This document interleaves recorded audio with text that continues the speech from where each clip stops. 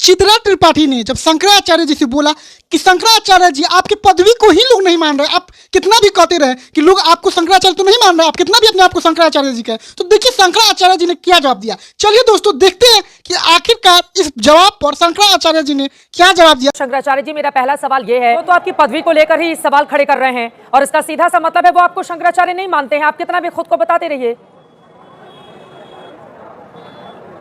ऐसा है कि किसी के मानने ना मानने से हम शंकराचार्य हो जाएंगे नहीं, और हैं तो ख़त्म भी नहीं हो जाएंगे। उनके मानने और ना मानने का प्रश्न नहीं है। हम अगर शंकराचार्य हैं तो हैं, वो माने ना माने उससे क्या होता है। लेकिन आप अपने शिविर में वापस नहीं जा रहे हैं, क्या ये आपकी हठ धर्मिता नहीं है? बनाने वाले अभी मुक्तेश्वरानंद जी, क्या ये हठ धर्मिता नहीं है? नहीं, हठ धर्मिता नहीं है ये, नहीं हठ धर्मिता नहीं है, ये हमारी टेक है। और टेक तो सदा से हमारे इतिहास में पुरुष लेते रहे हैं, ये हमारी टेक है। चाणक्य ने चोटी खोल दी थी कि जब तक ये नहीं कर दूंगा तब तक चोटी नहीं बांधूंगा। वो टेक थी उसकी, वो कोई हठ धर्मिता थोड़े थी, और उसने करके दिखाया। तो क्या आप भी ऐसा कुछ करने जा रहे हैं? भाई हमने तो कह दिया कि हमारी टेक है कि तब तक शिविर में प्रवेश नहीं करेंगे, जब तक ये नहीं होगा। शिविर लगेगा, लोक कल्याणकारी कार्य जो शिविर से होते हैं वो सब होते रहेंगे। लेकिन मुझे अगर प्रशासन ने शिविर से निकलने के बाद भी पवित्र स्नान नहीं करने दिया है, वंचित किया है, तो अब तो जब ससम्मान स्नान होगा तभी वापसी होगी। टेक है हमारी, इसमें क्या बात है। गंगा जमुना से टेक भी नहीं कर सकते हम।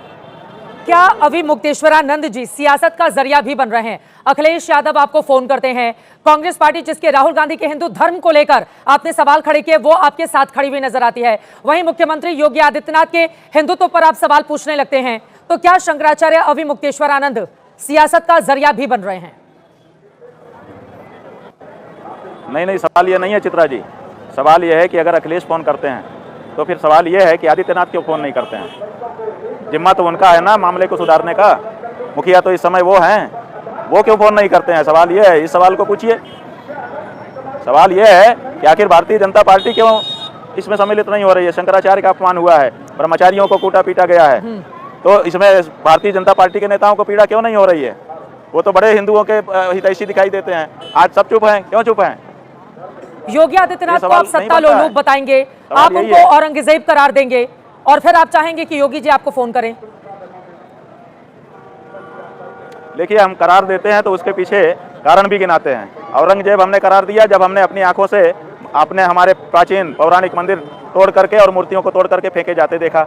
हम उनको सत्ता लोलुप तब करार देते हैं जब गौ माता की रक्षा के प्रश्न पर वो मुख्यमंत्री पद को वरीयता देते हैं और इस बारे में आगे नहीं बढ़ते हैं। तो हम तो जो कहते हैं उसके पीछे कारण भी तो दिखा रहे हैं। लेकिन शंकराचार्य अभी मुक्तेश्वरानंद जी, हमने ये भी देखा है कि बीजेपी सरकार से आपकी खासतौर पर कुछ खुंदक भी रहती है, समय समय पर आप इस तरह के बयान भी देते हैं, लगता है कि खुद शंकराचार्य पॉलिटिक्स कर रहे हैं। बात यह है कि जब पॉलिटिशियन धर्म करने लगे तब आप लोगों को कोई प्रश्न नहीं है। जब शंकराचार्य जी उससे प्रभावित होकर के कुछ बोल दें तो पॉलिटिक्स कर रहे हैं। प्रधानमंत्री जब मंदिर में जाकर के पूजा पाठ उद्घाटन करता है तब आपको नहीं लगता है कि यह धर्म के क्षेत्र में हस्तक्षेप कर रहा है, और जब उसी पर शंकराचार्य बयान देते हैं कि अशास्त्रीय हो रहा है तो आप कहते हैं आप पॉलिटिक्स कर रहे हैं। हम कैसे पॉलिटिक्स कर रहे हैं? हम तो केवल धर्म के मामले में बोल रहे हैं, बाकी किसी मामलों में बोल ही नहीं रहे हैं। ना विदेश मामलों में हम आपको ज़्यादा बोल रहे हैं, ना कुछ उनके घरेलू मामलों में हम कुछ बोल रहे हैं। हम तो केवल जहाँ धर्म का मामला होता है, गाय का मामला है, मंदिर का मामला है, इन्हीं मामलों में बोल रहे हैं, बाकी मामलों में बोल ही नहीं रहे हैं। तो हम कहाँ पॉलिटिक्स कर रहे हैं, हम तो धर्म का काम कर रहे हैं। प्रशासन की ओर से अब तो सवाल पूछ लिए गए, उस पर आपने जवाब भी दे दिया। पहले आप कह रहे थे कि प्रशासन माफी मांग ले, आपको बकायदा वहां पर जाने दिया जाए जैसे आप चाहते हैं, पालकी पर सवार होकर, तो कोई दिक्कत नहीं है। लेकिन अब आप चाहते हैं कि प्रशासन अपना नोटिस वापस ले, माफी मांगे, आप तभी अपने शिविर में वापस जाएंगे। नहीं, ऐसा नहीं। जो हमने पहले दिन कहा था वही बात है। ये तो नोटिस की बात तो नोटिस के जवाब में जाएगी। नोटिस तो वापस उनको लेनी पड़ेगी, या तो फिर उसके लिए आगे कार्यवाही का सामना करना पड़ेगा। प्रशासन के तेवर देखकर या यूपी सरकार के तेवर देखकर लगता तो नहीं कि वो लोग माफी मांगेंगे आपसे? तो ठीक है, वो माफी नहीं मांगेंगे तो उसका फल भोगेंगे, इसमें कौन सी बात है। क्या करेंगे? जो उन्होंने किया है उसका फल तो भोगना ही पड़ेगा ना उनको। हम कुछ नहीं करेंगे, जो करता है उसको अपने आप फल मिलता है, हमको कुछ करना नहीं पड़ता है। अवश्य में वो भोक्तव्यम कृतम कर्म शुभा शुभम, ये सनातन धर्म है। यहाँ करने वाले को अपने आप उसका फल जनरेट हो जाता है और मिल जाता है। ऑटोमेटेड सिस्टम है, यहाँ हमको कुछ नहीं करना पड़ता है, करने का फल स्वयं भुगतना पड़ता है।